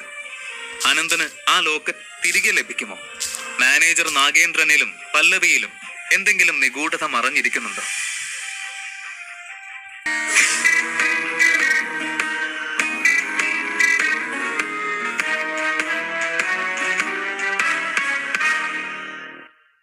അധ്യായം 7. അനന്തനെ പറ്റിയുള്ള തെറ്റിദ്ധാരണ മാറിയ പല്ലവി അവന്റെ കയ്യിലെ റെസിപ്റ്റ് വാങ്ങി നോക്കി. അതിൽ പറഞ്ഞിരിക്കുന്ന അത്രയും തുക കയ്യിലുണ്ടോ എന്നവൾ അവനോട് ചോദിച്ചു. അനന്തൻ അന്നേരവും ചുവരിലുള്ള ആദിശേഷന്റെ ചിത്രത്തിലേക്ക് ഉറ്റുനോക്കുകയായിരുന്നു. വെറുമൊരു ജ്വല്ലറിക്കപ്പുറം ഒരുപാട് ദുരൂഹതകൾ ആ ഇടത്തിനുണ്ടായിരുന്നു. അവൻ തന്റെ പോക്കറ്റിൽ നിന്നും ഒരു ക്രെഡിറ്റ് കാർഡ് പുറത്തേക്ക് എടുത്തു. നാരായണ കൈമൾ പഴങ്ങൾ കഴിച്ച് അവശനായപ്പോൾ തന്റെ സഹായം തേടി വന്ന മൈഥിലി ആരും അറിയാതെ അവന് നൽകിയതാണ് ആ കാർഡ്. അപ്പോഴത്തെ സംഭവ വികാസങ്ങൾക്കിടയിൽ അനന്തൻ അത് പാടെ മറന്നിരുന്നു. പിന്നീട് അത് ഓർത്തപ്പോൾ തന്നെ തിരികെ നൽകണമെന്ന് കരുതിയതാണ്. എന്നാൽ അരുന്ധതിയുടെ കണ്ണീരിനും അവൾ അനുഭവിച്ച ദുരവസ്ഥകൾക്ക് മുൻപിൽ അവന് തന്റെ ദുരഭിമാനം വ്യർത്ഥമായി തോന്നി. പെട്ടെന്ന് പിന്നിൽ നിന്നൊരു പരുക്കൻ ശബ്ദം കേട്ട് അവൻ തിരിഞ്ഞു നോക്കി. മോളെ, എന്താ അവിടെ പ്രശ്നം? സഫാരി സ്യൂട്ട് ധരിച്ചു വന്ന ഒരു മധ്യവയസ്കൻ അവിടേക്ക് വന്നു. കയ്യിൽ ഒരു മോതിരമോ കഴുത്തിൽ ഒരു ചെയിനോ ഒന്നും ധരിച്ചിരുന്നില്ല ആ മനുഷ്യൻ. എന്നിരുന്നാലും ആളൊരു ധനിക കുടുംബത്തിലെയാണെന്ന് ഒറ്റ നോട്ടത്തിൽ തന്നെ മനസ്സിലാവും. അയാളുടെ അസിസ്റ്റന്റ് ആണെന്ന് തോന്നിക്കും വിധത്തിൽ ഒരു യുവതിയും ഒപ്പമുണ്ടായിരുന്നു. മുത്തശ്ശ, അയാളെ കണ്ടതും പല്ലവി ഇരുന്ന കസേരയിൽ നിന്നും വേഗം എഴുന്നേറ്റു. മാനേജർ നാഗേന്ദ്രനും അദ്ദേഹത്തെ അപ്രതീക്ഷിതമായി കണ്ടതിന്റെ ഞെട്ടലുണ്ടായിരുന്നു. സാറെന്താ പറയാതെ വന്നത്? ഒന്ന് വിളിച്ചത് പോലും ഇല്ലല്ലോ. വേറെ എന്തെങ്കിലും അത്യാവശ്യമുണ്ടോ സർ? നാഗേന്ദ്രൻ ബഹുമാനത്തോടെ ആരാഞ്ഞു. പക്ഷെ ആർക്കും മുഖം കൊടുക്കാതെ അയാൾ നേരെ വന്നത് അനന്തന്റെ അടുക്കലേക്കാണ്. നമസ്കാരം മിസ്റ്റർ അനന്തൻ വർമ്മ, ഞാൻ ഭാർഗവൻ. എന്റെ പേരക്കുട്ടി നിന്നോട് അല്പം മോശമായിട്ട് സംസാരിച്ചു എന്ന് തോന്നുന്നു. ഞാൻ പൂർണ്ണമായിട്ടും കേട്ടില്ല. എന്തായാലും ഞാൻ അതിന് മാപ്പ് ചോദിക്കുന്നു. മുത്തശ്ശൻ പറഞ്ഞത് ഇഷ്ടപ്പെടാതെ പല്ലവിയും നാഗേന്ദ്രനും അനന്തനെ ഈർഷ്യയോടെ നോക്കി. ഇതാ നീ തേടി വന്ന ഡയമണ്ട് ലോക്കറ്റ്. സാധനം ഇതാണ്, ഒന്ന് നോക്കി കൺഫേം ചെയ്യും. ഒരു സ്റ്റാഫ് കൊണ്ടുകൊടുത്ത പാക്കറ്റ് അനന്തന്റെ കയ്യിലേക്ക് നൽകിക്കൊണ്ട് ഭാർഗവൻ പറഞ്ഞു. അനന്തൻ ആ ലോക്കറ്റ് പുറത്തേക്ക് എടുത്ത് തിരിച്ചും മറിച്ചും നോക്കി. പെട്ടെന്ന് കൈവെള്ളയിൽ ഒരുതരം മരവിപ്പ് പോലെ തോന്നിയ അനന്തൻ തിരിച്ചറിഞ്ഞു. തന്റെ കയ്യിലിരിക്കുന്ന സാധനം വിലപിടിപ്പുള്ളതാണെന്ന് മാത്രമല്ല, ദൈവികത്വം നിറഞ്ഞതു കൂടിയാണ്. തന്റെ ഉള്ളിലെ ഒളിഞ്ഞിരിക്കുന്ന ദൈവാംശത്തെ ഉണർത്തുവാൻ മാത്രം പ്രാപ്തിയുണ്ട് ഈ ലോക്കറ്റിന്. അമ്മയ്ക്കിത് എവിടുന്ന ലഭിച്ച? ഇത് ഈ ലോകത്തിലെ ആണെന്ന് വിശ്വസിക്കാൻ എന്തോ ബുദ്ധിമുട്ടുണ്ട്. ഇവിടെ ഈ സാധാരണ മനുഷ്യർക്ക് ഇത്തരത്തിലുള്ള വസ്തുക്കൾ എങ്ങനെ കൈവരുന്നത്? അനന്തൻ ആലോചിച്ചിട്ട് ഒരെത്തും പിടിയും കിട്ടുന്നില്ല. ഈ ക്രെഡിറ്റ് കാർഡിൽ നിന്ന് ഇവിടെ അടയ്ക്കേണ്ട പണം എടുത്തോളൂ, അനന്തൻ പല്ലവിക്ക് നേരെ നീട്ടിക്കൊണ്ട് പറഞ്ഞു. അനന്തൻ നൽകിയ ക്രെഡിറ്റ് കാർഡ് മെഷീനിൽ കൂടി സ്വൈപ്പ് ചെയ്ത് കഴിഞ്ഞതും ആ സ്റ്റാഫ് പെൺകുട്ടി ഞെട്ടലോടെ അനന്തനെ നോക്കി. സ്ക്രീനിൽ ബാലൻസ് കാണിച്ചു 92 ലക്ഷം രൂപ. അറിയാതെ ആ പെൺകുട്ടിയുടെ ചുണ്ടുകൾ മന്ത്രിച്ചു. ഏതാണ്ട് 1 കോടി രൂപ. പല്ലവി 50 ലക്ഷത്തിന്റെ കണക്ക് പറഞ്ഞ് അനന്തനെ ചെറുതാക്കുമ്പോൾ അവൻ ശരിക്കും ഒരു കോടീശ്വരനാണെന്ന് അവളും അറിഞ്ഞിരുന്നില്ല. പല്ലവി ചമ്മലോടെ തല താഴ്ത്തി. ആ, അതിലുണ്ടാവും അത്രേ. ആ കാർഡ് എനിക്ക് കൈമളിന്റെ അവിടുന്ന് തന്നതാ. എനിക്ക് തോന്നുന്നില്ല അവരുടെ കുടുംബത്തിൽ ആർക്കും എന്നെ ചതിക്കാനുള്ള ധൈര്യമുണ്ടെന്ന് അനന്തൻ അലസമായി പറഞ്ഞു. അവന്റെ വർത്തമാനം കേട്ടുനിന്ന എല്ലാവരും പരസ്പരം നോക്കി. കൈമളിന്റെ കുടുംബത്തെപ്പറ്റി ഇത്രയും വില കുറച്ച് സംസാരിക്കാൻ ആ നാട്ടിലെ ആരും തന്നെ ധൈര്യപ്പെടാറില്ല, അതും ഇത്രയും പരസ്യമായി. ഭാർഗവന് മാത്രം അതിൽ ഒരത്ഭുതവും തോന്നിയില്ല. എന്തോ അയാൾക്ക് അവന്റെ കണ്ണിലെ തീക്ഷ്ണത അനന്തൻ എത്രത്തോളം കരുത്തനും ധീരനുമാണെന്ന് വിളിച്ചോതുന്നതായി അയാൾക്ക് തോന്നി. മിസ്റ്റർ അനന്തവർമ്മ, നിങ്ങൾക്ക് പോവാൻ തിരക്കുണ്ടോ? ഇല്ലെന്നുണ്ടെങ്കിൽ നമുക്ക് അല്പനേരം സംസാരിക്കാം. മറ്റൊന്നുമല്ല, ഈ ലോക്കറ്റ്, അതിനെക്കുറിച്ച് ചില കാര്യങ്ങൾ നിങ്ങൾ അറിയേണ്ടതുണ്ട്. സമയമുണ്ടെങ്കിൽ എനിക്കൊപ്പം വരിക. ഭാർഗവൻ അനന്തനെ ക്ഷണിച്ചു. അനന്തൻ ഒരു നിമിഷം ചിന്തിച്ചു. ഇദ്ദേഹം നേരിട്ട് വരണമെങ്കിൽ തന്നെ എന്തെങ്കിലും ഗൗരവമുള്ള കാര്യമായിരിക്കും, പ്രത്യേകിച്ച് ഈ ലോക്കറ്റ്. അതിനെന്തോ സവിശേഷതയുള്ളതായി തനിക്കും തോന്നിയതാണ്. ഇയാളുടെ വാക്കുകൾ വെറുതെ തള്ളിക്കളയണ്ട. അഥവാ തനിക്ക് ആവശ്യമുള്ളത് എന്തെങ്കിലും അയാളിൽ നിന്ന് ലഭിച്ചാലോ? ചിന്തകൾ നിമിഷ വേഗത്തിൽ അനന്തനുള്ളിൽ പാഞ്ഞെത്തി. എന്താ സാറിന് പറയാനുള്ളത്? അത് കേൾക്കാനായിട്ട് എനിക്ക് വിരോധമൊന്നുമില്ല. പക്ഷെ ഞാൻ ഈ ലോക്കറ്റ് വിൽക്കാൻ ഉദ്ദേശിക്കുന്നില്ല. നിങ്ങൾ ഇതിന് എത്ര തന്നെ വിലയിട്ടാലും ഇനി ഒരിക്കലും പണയം വെക്കാനും ഉദ്ദേശിക്കുന്നില്ല. അനന്തൻ പറഞ്ഞത് കേട്ട് അയാൾ അവനെ കണ്ണു മിഴിച്ചു നോക്കി. എന്റെ മനസ്സിലുള്ളത് നിനക്ക് ഇത്ര കൃത്യമായിട്ട് എങ്ങനെ? അയാൾ അതിശയത്തോടെ ചോദിച്ചു. ഓ, അത് വലിയ പ്രയാസമൊന്നുമില്ല. ദേ, ഈ ഹാള് മുഴുവൻ വെറുതെ ഒന്ന് കണ്ണോടിച്ചാൽ കാണാമല്ലോ. ചുറ്റും ഇതുപോലെ വില പിടിച്ചതും പ്രത്യേകതകൾ ഉള്ളതുമായ പെയിന്റിങ്, ശില്പങ്ങൾ, പുരാവസ്തുക്കൾ. ഈ ലോക്കറ്റിനും നല്ല പഴക്കമുണ്ട്. അപ്പൊ നിങ്ങൾക്ക് എന്തായാലും ഇതിലൊരു കമ്പം ഉണ്ടാവുമെന്ന് എനിക്ക് ഊഹിക്കാവുന്നതല്ലേ ഉള്ളൂ. ഭാർഗവൻ കണക്ക് കൂട്ടലൊക്കെ ശരി തന്നെ എന്ന മട്ടിൽ അവനെ നോക്കുന്നുണ്ട്. ഈ ലോക്കറ്റ് നിങ്ങളുടെ കളക്ഷൻ ഉറപ്പായിട്ടും ഓടി കൂട്ടും. പക്ഷെ ഇത് ഞങ്ങൾക്ക് പാരമ്പര്യമായിട്ട് കിട്ടിയത്, അതുകൊണ്ട് ഇത് കൈവിട്ട് കളയാൻ ഞാൻ ഒരുക്കമല്ല, അനന്തൻ പറഞ്ഞു. പല്ലവിക്ക് ഇത് കേട്ട് ദേഷ്യം വന്നു. അവൾ അനന്തനോട് കയർത്തു. നിനക്ക് ഞങ്ങളുടെ സ്ഥാപനത്തെ കുറിച്ച് എന്തറിയാം? ഇവിടെ കിട്ടാത്തതൊന്നും മറ്റെവിടെയും കിട്ടില്ലെന്ന ജനങ്ങൾ പോലും പറയുന്നത്. അപ്പോഴാണ് നിന്റെ ഒരു കുഞ്ഞു ലോക്കറ്റും വെച്ച് വില പേശാൻ നിൽക്കുന്നത്. അവൾ അധികം പറയുന്നതിന് മുൻപ് തന്നെ ഭാർഗവൻ ഇടപെട്ട് അവളെ വഴക്ക് പറഞ്ഞു. പല്ലവി, സൂക്ഷിച്ച് സംസാരിക്കണം. ഞാൻ ഇയാളെ അതിഥിയായി കണ്ട് സ്വീകരിച്ചതാ. ആതിഥ്യ മര്യാദ പാലിക്കാൻ ശ്രമിക്കേ. ഇതെല്ലാം തുടങ്ങി വെച്ചത് എന്റെ കൊച്ചുമകനാ. മദ്യപിച്ച് ലക്കില്ലാതെ ആ കൈമളിന്റെ തലയ്ക്ക് വിലയിട്ടിരിക്കുന്നു. അനന്ത, ഐ എം സോറി. പല്ലവിയുടെ സംസാരം കാര്യമാക്കണ്ട. വിരോധമില്ലെങ്കിൽ എന്റെ അതിഥിയായി എന്റെ ഒപ്പം ഭക്ഷണം കഴിക്കാൻ വരാമോ? അദ്ദേഹം അവനെ ക്ഷണിച്ചു. ഏയ്, അതിന്റെ ആവശ്യമൊന്നുമില്ല. അനന്തൻ തെല്ലും ചിന്തിക്കാൻ മെനക്കെടാതെയാണ് അതിനുള്ള മറുപടി പറഞ്ഞത്. ശരി, ഞാൻ അനന്തനെ നിർബന്ധിക്കുന്നില്ല. പക്ഷെ എപ്പോഴെങ്കിലും എന്റെ ഈ ക്ഷണം സ്വീകരിക്കണം എന്ന് തോന്നിയാൽ വിളിക്കാൻ ഒരു മടിയും വിചാരിക്കരുത്. ഞാൻ ഉടനെ കാറയക്കാം. മാത്രമല്ല, ഈ ലോക്കറ്റ് വിൽക്കുന്ന കാര്യത്തിലും നിന്റെ മനസ്സ് എപ്പോഴെങ്കിലും മാറുകയാണെങ്കിൽ ഇതിനിപ്പോൾ കിട്ടുന്നതിന്റെ 10 മടങ്ങ് വില നൽകി ഞാനിതെടുത്തോളാം. ഒന്നല്ല, വേണമെങ്കിൽ 3 കോടി രൂപ നൽകി ഇത് വാങ്ങാനും ഞാൻ തയ്യാറാണ്. ആ വില കേട്ടതും അനന്തൻ മുന്നോട്ട് വെച്ച കാൽ പിൻവലിച്ചു. അനന്തന് ഭാർഗവൻ ഒരു തട്ടിപ്പുകാരനായ വ്യാപാരിയാണെന്ന് തോന്നിയില്ല. കാരണം ഈ വില നൽകി ആരും ഈ ലോക്കറ്റ് വാങ്ങില്ല. പക്ഷെ താനിത് വിറ്റാൽ അരുന്ധതിക്ക് അത് താങ്ങാനാവില്ല. അനന്തൻ ഇരുവശങ്ങളെക്കുറിച്ചും ആലോചിച്ച് ആശയക്കുഴപ്പത്തിലായി. എനിക്ക് നിങ്ങളുടെ സത്യസന്ധതയും പെരുമാറ്റവും ഒക്കെ ഒത്തിരി ഇഷ്ടമായി. അതുകൊണ്ട് ഞാൻ ഒരു കാര്യം പറഞ്ഞാൽ നിങ്ങളത് തെറ്റായിട്ട് കാണില്ലല്ലോ. ഞാനിവിടെ വന്ന സമയം മുതൽ ഇവിടെയുള്ള ഈ പുരാവസ്തുക്കളൊക്കെ ശ്രദ്ധിച്ചിരുന്നു. ഒരു സംശയമില്ലാതെ തന്നെ പറയാം, എല്ലാം ഒന്നിനൊന്ന് മെച്ചം. പലതിൻ്റെയും വിലയും അത്ര തന്നെ ഉണ്ടാവുമെന്ന് തീർച്ചയാണ്. പക്ഷെ ഇതിലൊക്കെ വിശ്വാസം ഉണ്ടാവുമോ എന്നെനിക്കറിയില്ല. ചില വസ്തുക്കൾ നമ്മുടെ ഇടങ്ങളിൽ സൂക്ഷിക്കുന്നതും കൈവശം വെക്കുന്നതും ഒക്കെ പല ആപത്തുകളും വിളിച്ചു വരുത്തും. ഈ പോസിറ്റീവ് എനർജി, നെഗറ്റീവ് എനർജി എന്നൊക്കെ പറയാറില്ലേ? വസ്തുക്കൾക്കും അങ്ങനെയൊക്കെ ഉണ്ട്. പ്രത്യേകിച്ച് ഇത്തരം പഴയ സാധനങ്ങൾക്ക്. നെഗറ്റീവ് എനർജിയുള്ള സാധനങ്ങൾ കൈവശം വെച്ചാൽ അത് അയാൾക്കും കുടുംബത്തിനും വരെ ആപത്താണ്. ഇതൊക്കെ തിരിച്ചറിയാൻ അത്ര എളുപ്പമല്ല. പക്ഷെ തിരിച്ചറിഞ്ഞാൽ അവ എത്രയും വേഗം ഉപേക്ഷിക്കുകയോ നശിപ്പിച്ചു കളയുകയോ വേണം. ഭാർഗവൻ ഇതെല്ലാം കേട്ട് ഒന്ന് ഞെട്ടുകയും അതിനെക്കുറിച്ച് ചിന്തിക്കുകയും ചെയ്തു. അയാൾ തന്റെ ബിസിനസ് സാമ്രാജ്യം കെട്ടിപ്പടുക്കാൻ തുടങ്ങിയിട്ട് ഒത്തിരി കാലമായി. അയാൾക്ക് അനന്തൻ പറഞ്ഞ കാര്യങ്ങളിലൊക്കെയും വിശ്വാസവും ഉള്ളതാണ്. അതിനാൽ തന്നെ ജ്യോത്സ്യന്മാരെ കൂട്ടിക്കൊണ്ടുവന്ന് പൂജയും മറ്റും നടത്തി താൻ കെട്ടിപ്പടുത്ത സാമ്രാജ്യത്തിന്റെ ഐശ്വര്യം സംരക്ഷിക്കുന്ന പതിവ് ഇയാൾക്കുള്ളതാണ്. അനന്തൻ ഈ രാശി ചക്രവും ഗ്രഹനിലയും ഒക്കെ വശമുണ്ട്.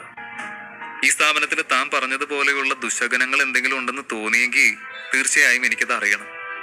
ഭാർഗവൻ അനന്തനോട് ചോദിച്ചു. ഇക്കാര്യങ്ങളെക്കുറിച്ച് അറിയാൻ അതീവ തൽപരനാണ് അയാളെങ്കിലും അനന്തനെ കുറച്ചു നേരമെങ്കിലും അവിടെ നിർത്താൻ വേണ്ടി കൂടിയാണ് ഭാർഗവൻ ഇതിനെക്കുറിച്ചെല്ലാം അവനോട് ചോദിക്കുന്നത്. അല്ലാതെ അനന്തൻ ഇക്കാര്യങ്ങളിൽ അറിവുണ്ടാകുമെന്ന് പോലും അയാൾ വിശ്വസിച്ചിരുന്നില്ല. പക്ഷെ ഭാർഗവന്റെ മനസ്സിലെ കണക്കുകൂട്ടൽ അറിയാതെ അനന്തൻ അയാളെ സഹായിക്കാൻ മനസ്സ് കാണിച്ചു. അവൻ സ്റ്റാഫ് നൽകിയ ചായ ഒരിറക്ക് കുടിച്ച് കപ്പ് മാറ്റിവെച്ച ശേഷം ആ ഹാളിന്റെ ഒരു മൂലയിൽ നിന്നും ഓരോ വസ്തുവും സൂക്ഷ്മമായി നിരീക്ഷിച്ച് മുന്നോട്ട് നടന്നു. അങ്ങനെ നോക്കി നോക്കി ആദിശേഷന്റെ വലിയ ചിത്രത്തിന് മുന്നിലെത്തി. ഈ ചിത്രം ഇത് പ്രശ്നമാണ്. കണ്ണടച്ചു കിടക്കുന്ന ആദിശേഷന്റെ ചിത്രം മുറിയിൽ വെക്കാൻ പാടുള്ളതല്ല. വാസ്തുശാസ്ത്ര പ്രകാരം അത് ദോഷമാണത്രേ, അനന്തൻ പറഞ്ഞു. പല്ലവി ആ ചിത്രത്തിലേക്ക് കണ്ണെടുക്കാതെ നോക്കി. അർദ്ധനാരീശ്വരൻ പോലെ ഒരു വശം നാഗവും മറുവശം മനുഷ്യന്റെ രൂപവും ധരിച്ച ആദിശേഷ നാഗം. പക്ഷെ ഇരു കണ്ണുകളും മൂടിയിരിക്കുന്നു. അത് നോക്കിയ ശേഷം ദേഷ്യത്തോടെ പല്ലവി ചോദിച്ചു, മണ്ടത്തരം പറയുന്നു. ഈ ചിത്രം വരച്ചത് ആരാന്നറിയോ? കേരളത്തിൽ ഇന്ന് ജീവിച്ചിരിക്കുന്നതിൽ വെച്ച് ഏറ്റവും പ്രഗത്ഭനായ ചിത്രകാരൻ. മാത്രമല്ല അദ്ദേഹം തിരുവിതാംകൂർ രാജവംശനും കൂടിയാണ്. ഇത്രയും ഭംഗിയുള്ള ഒരു ചിത്രം വേറെ എവിടെ കാണാൻ പറ്റും? ഇതിൽ ഒരു ദോഷം വരാൻ പോകുന്നില്ല. പല്ലവിക്ക് വെറും 20 വയസ്സുകാരൻ അനന്തനെ, അതും ഒരു കടലാസ് ചിത്രം നേരെ വരച്ചിട്ടുണ്ടോ എന്നറിയാത്തവനെ വിശ്വസിക്കാൻ തീരെ മനസ്സ് വന്നില്ല. പല്ലവി മാഡം, നിങ്ങൾ കരുതുന്ന പോലെ ഈ നെഗറ്റീവ് എനർജിയും പോസിറ്റീവ് എനർജിയും ഒക്കെ ചിത്രം വരച്ച സ്ഥലത്തെയോ ചിത്രകാരനെയോ അതിന്റെ വിലയെയോ ആശ്രയിച്ച് വരുന്നതല്ല. ഈ ചിത്രത്തിലെ ദോഷം ഞാൻ നിങ്ങൾക്ക് അല്പനേരത്തിനകം കാണിച്ചു തരാം. അനന്തൻ ശാന്തനായി മറുപടി പറഞ്ഞു. മുത്തശ്ശ, ഇതൊന്നും വിശ്വസിക്കല്ലേ. ഈ ചിത്രം ഒരൊറ്റ പീസ് മാത്രമാണ് ഇന്ന് ഈ ലോകത്ത് തന്നെ അവശേഷിക്കുന്നത്. വിറ്റ 7 കോടി രൂപയ്ക്ക് മേലെ എന്തായാലും കിട്ടും. ഇവൻ പറയുന്ന ഈ വിടുവായത്തം കേട്ട് നശിപ്പിച്ച് കളയരുത്. അത് മണ്ടത്തരായിരിക്കും. പല്ലവി മുത്തശ്ശനെ പറഞ്ഞ് മനസ്സിലാക്കാൻ നോക്കി. മാനേജർ നാഗേന്ദ്രനും പല്ലവിയെ പിന്തുണച്ചു. അതെ സാറേ, പല്ലവി കുഞ്ഞ് പറയുന്നതിലും കാര്യമുണ്ട്. അഥവാ ഇതിന് അങ്ങനെ വല്ല നെഗറ്റീവ് എനർജിയോ മറ്റോ ഉണ്ടെങ്കിൽ നമുക്ക് ദയാനന്ദ സ്വാമിജിയെ കൂട്ടിക്കൊണ്ടുവരാം. അദ്ദേഹം വന്ന് നോക്കി എന്താണ് കാണുന്നതെന്ന് വെച്ചാൽ പറയട്ടെ. എന്നിട്ട് നമുക്ക് ബാക്കി വേണ്ടതുപോലെ ചെയ്താൽ പോരെ. അല്ലാതെ ഇവനൊക്കെ പറയുന്നത് കേട്ട് എടുത്തു ചാടിക്കഴിഞ്ഞ വാ മൂടിക്കോ രണ്ടും. എനിക്കറിയാം എന്ത് വേണോന്ന്. ഉപദേശം ആവശ്യമില്ല. ഭാർഗവൻ ഉറച്ച സ്വരത്തിൽ അത്രയും പറഞ്ഞതും പല്ലവിയും മാനേജറും മൗനം പാലിച്ചു. ഭാർഗവൻ അനുവാദം നൽകിയതും അനന്തൻ ആ ചിത്രത്തിനരികിൽ നിന്ന് 2 അടി പിന്നോട്ട് മാറി. എന്നിട്ട് അതിന് നേർക്ക് കൈ നീട്ടി. അനന്തന്റെ കൈ അതിന് നേർക്ക് നീണ്ടതും ആ ചിത്രം ആടിയുലഞ്ഞ് വലിയ ശബ്ദത്തോടെ നിലം പതിച്ചു. അതിലെ ചില്ലുകൾ പിളർന്ന് ചുറ്റും തെറിച്ചപ്പോൾ പല്ലവി ഭയന്ന് നാഗേന്ദ്രന്റെ പിന്നിലേക്ക് മാറി. എടോ, താനിത് എന്തൊക്കെയാ ചെയ്യുന്നേ? പല്ലവിയുടെ ചോദ്യം വകവെക്കാതെ അനന്തൻ എന്തോ മന്ത്രം ചൊല്ലി. ആ മന്ത്രത്തിന്റെ ശക്തി തെളിയിക്കാൻ എന്നോണം അന്തരീക്ഷത്തിൽ മാറ്റങ്ങൾ ഉണ്ടായി. അതേസമയം അനന്തന്റെ കണ്ണുകളിലെ കൃഷ്ണമണിയിൽ മിന്നൽ പിണരുകൾ പാഞ്ഞു മായുന്നുണ്ടായിരുന്നു. മന്ത്രം ചൊല്ലിക്കഴിഞ്ഞതും അനന്തൻ ഇപ്രകാരം പറഞ്ഞു: ഞാൻ അനന്തൻ, ഭൂമിയിൽ മനുഷ്യരൂപം കൊണ്ട ആദിശേഷന്റെ അവതാരം, ഞാനിതാ കൽപ്പിക്കുന്നു, പുറത്തുവാ. അനന്തന്റെ ആജ്ഞ കേട്ടതും ആ ചിത്രത്തിനുള്ളിൽ നിന്നും എന്തോ ഒന്ന് കറുത്ത പുകയും പൊടിയും കൂടിക്കലർന്ന രൂപത്തിൽ പുറത്തേക്ക് വന്ന് അന്തരീക്ഷത്തിൽ അലയടിച്ചു. പല്ലവിയും നാഗേന്ദ്രനും കൃഷ്ണ ഭാർഗവനും അവിടെ ഉണ്ടായിരുന്ന സകലരും ഈ കാഴ്ച കണ്ട് ഞെട്ടി വിറച്ചു നിന്നു. അനന്തൻ പറഞ്ഞ വാചകങ്ങൾ പെട്ടെന്നുണ്ടായ ഇടിവെട്ടിന്റെയും കാറ്റിന്റെയും ശബ്ദത്തിൽ അവിടെയുള്ളവരാരും കേട്ടിരുന്നില്ല. വൈകാതെ ആ ചിത്രത്തിന്റെ നിറങ്ങൾ പരസ്പരം കലരാൻ തുടങ്ങി. അങ്ങനെ അവസാനം എല്ലാ നിറങ്ങളും കൂടിച്ചേർന്ന് കറുത്ത നിറമായി മാറി. അനന്തൻ ആ ചിത്രത്തിലേക്ക് ആഞ്ഞൊന്നൂതിയതും ആ ചിത്രത്തിന് വന്ന മാറ്റം കണ്ട് അവിടെ ഉണ്ടായിരുന്നവരെല്ലാം ഞെട്ടിത്തരിച്ചു. ആദിശേഷന്റെ ചിത്രത്തിന് എന്തായിരുന്നു പ്രത്യേകത? അനന്തന്റെ ഈ പ്രവൃത്തി കണ്ട അവരുടെ പ്രതികരണം എന്താകും?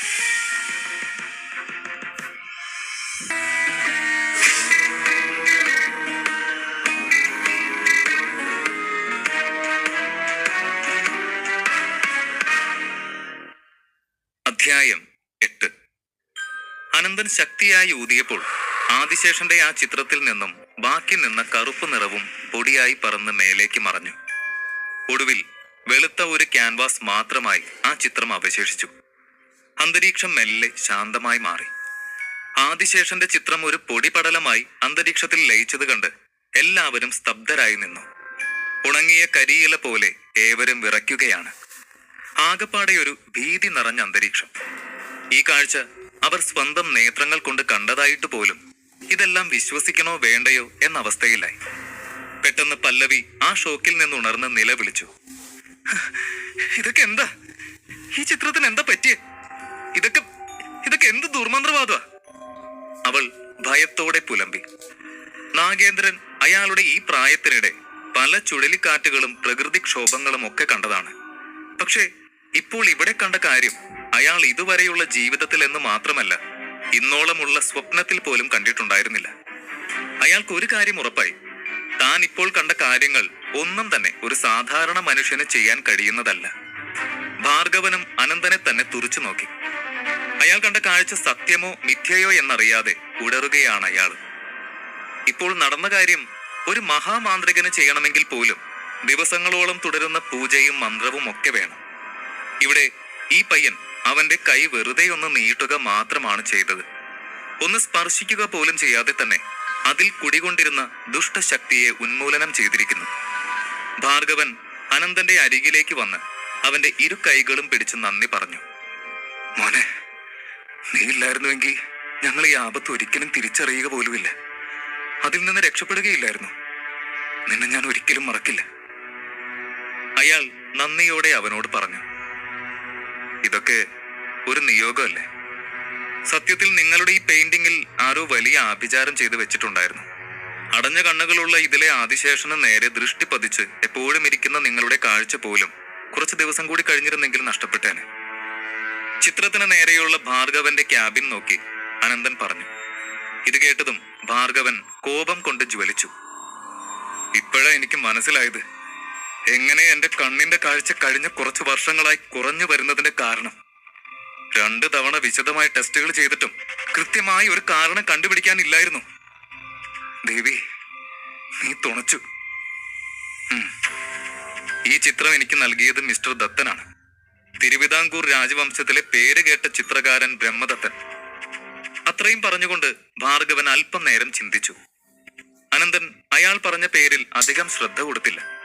അനന്തന്റെ ചിന്ത മുഴുവനും ഈ ചിത്രത്തിൽ മന്ത്രവാദം ചെയ്ത വ്യക്തി ആരായാലും അയാൾ വെറും ഒരു സാധാരണ മനുഷ്യനായിരിക്കില്ല എന്നതായിരുന്നു. അനന്ത, എനിക്ക് കാര്യങ്ങളൊക്കെ വ്യക്തമാവുന്നുണ്ട്. കുറച്ചു കാലമായി ഈ ദത്തൻ കൈമളിന്റെ ആളാണ്. അയാളുടെ നിർദ്ദേശപ്രകാരമാവാം ദത്തൻ ഇപ്രകാരമൊക്കെ ചെയ്തത്. കൈമളിന്റെയും ബ്രഹ്മദത്തന്റെയും പേരുകൾ ഒരുമിച്ച് കേട്ട അനന്തൻ ഓർത്തു, നാരായണ കൈമളിന്റെ വീട്ടിൽ വെച്ച് ആരോ പറഞ്ഞു കേട്ടിരുന്നു ഇതേ പേര്. അയാളാണത്രേ ആ ഫലങ്ങളുടെ ദിവ്യത്വത്തിനെ കുറിച്ച് ഡോക്ടർ സുബ്രഹ്മണ്യനും മറ്റുള്ളവർക്കും പറഞ്ഞു കൊടുത്തത്. അക്കാര്യത്തിൽ തന്നെയാണ് അനന്തന് സന്ദേഹവും. കാരണം ഭൂമിയിൽ അനന്തനല്ലാതെ മറ്റൊരാൾക്കും ഈ പഴങ്ങളുടെ സവിശേഷതയെക്കുറിച്ച് അറിവുണ്ടാവാൻ യാതൊരു സാധ്യതയുമില്ല. പിന്നെ എങ്ങനെ ബ്രഹ്മദത്തൻ ഇക്കാര്യങ്ങളെക്കുറിച്ച് അറിഞ്ഞു? ഇയാൾ ഒരു സാധാരണ വ്യക്തിയാവില്ല എന്ന് അനന്തന് തോന്നി. ബ്രഹ്മദത്തൻ, ഈ പേര് വീണ്ടും വീണ്ടും എന്നെ ചുറ്റിക്കുന്നല്ലോ. അതിനെക്കുറിച്ച് ചിന്തിച്ചു നിൽക്കുന്ന അനന്തന്റെ മുന്നിലേക്ക് പല്ലവി വന്നു നിന്നു. അവളുടെ തല കുറ്റബോധം കൊണ്ട് താഴ്ന്നിരുന്നു. കൈകൾ കൂട്ടി തൊഴുതുകൊണ്ട് അവൾ അവനോട് സംസാരിച്ചു. അനന്ത, എന്നോട് ക്ഷമിക്കണം. ഞാൻ കരുതിയതിലും അപ്പുറം പല കഴിവുകളുമുള്ള വ്യക്തിയാണ് താങ്കള്. എന്റെ ആങ്ങള വെറും കല്ലിന്റെ മേൽ പറഞ്ഞൊരു വാക്കും കേട്ട് കൈമളിന്റെ കൈ വെട്ടിയ കാശിനോടുള്ള ആർത്തിയുമായി ഇവിടെ എത്തിയ ഒരാളെന്ന് മാത്രമാണ് ഞാൻ കരുതിയത്. ഞാൻ അത്തരത്തിലൊക്കെ പെരുമാറിയതും അതുകൊണ്ടാ. അതൊക്കെ എന്റെ അറിവില്ലായ്മ തന്നെയാ. എന്നോട് ക്ഷമിക്കണം. എനിക്ക് ഒരു അപേക്ഷ കൂടിയുണ്ട്. ഇവിടെ ബാക്കിയുള്ള വസ്തുക്കൾ കൂടി അങ്ങ് ഇതുപോലെ പരിശോധിക്കണം. ഞങ്ങളുടെ കുടുംബത്തെ വരാനിരിക്കുന്ന വിപത്തുകളിൽ നിന്നും രക്ഷിക്കണം. അനന്തന് അവളുടെ ക്ഷമ പറച്ചിൽ കേട്ട് ഞെട്ടലാണ് തോന്നിയത്. പുറമെ ഇത്രമേൽ അഹങ്കാരിയും ധാർഷ്ട്യക്കാരിയുമായി കാണപ്പെടുന്ന ഇവൾക്ക് ഇത്രയേറെ കുലീനമായി സംസാരിക്കാൻ കഴിയുമോ? അനന്തൻ ചിന്തിച്ചു. പല്ലവി മാത്രമല്ല, മാനേജർ നാഗേന്ദ്രനും ഇതൊക്കെ കണ്ട ശേഷം അനന്തനോട് ഭവ്യതയോടെ തന്നെയാണ് പെരുമാറുന്നത്. അയാൾ ഒരു ട്രേ നിറച്ച് മധുര പലഹാരങ്ങൾ അപ്പോൾ തന്നെ സ്റ്റാഫിനോട് പറഞ്ഞു വരുത്തിച്ചു. പല്ലവി അതിൽ നിന്ന് ഒരെണ്ണം സ്നേഹത്തോടെ അനന്തന് നേരെ നീട്ടി. അത് സ്വീകരിക്കാതിരിക്കാൻ അനന്തന് തോന്നിയില്ല. അവൻ പുഞ്ചിരിച്ചുകൊണ്ട് അതിൽ നിന്നും ഒന്നെടുത്ത് കഴിച്ചു. പല്ലവിയുടെ മുഖത്ത് കുറ്റബോധവും ചമ്മലും മാറി സന്തോഷം തെളിയുന്നത് അനന്തൻ കണ്ടു. അവന് ഭാർഗവൻ തമ്പിയെയും അയാളുടെ കുടുംബത്തെയും കുറിച്ച് അല്പം മതിപ്പ് തോന്നി. തെറ്റുപറ്റിയാൽ തിരുത്താനും ക്ഷമ പറയാനുമുള്ള മനസ്സ് എല്ലാവർക്കും ഉണ്ടാകുന്നതല്ല എന്ന് അനന്തൻ അറിയാമായിരുന്നു. ഭാർഗവനും കാര്യത്തിന്റെ ഗൗരവം മനസ്സിലാക്കി പല്ലവിയെ അനുകൂലിച്ചു. അനന്ത, ഞാൻ നിന്നോട് അപേക്ഷിക്കാം.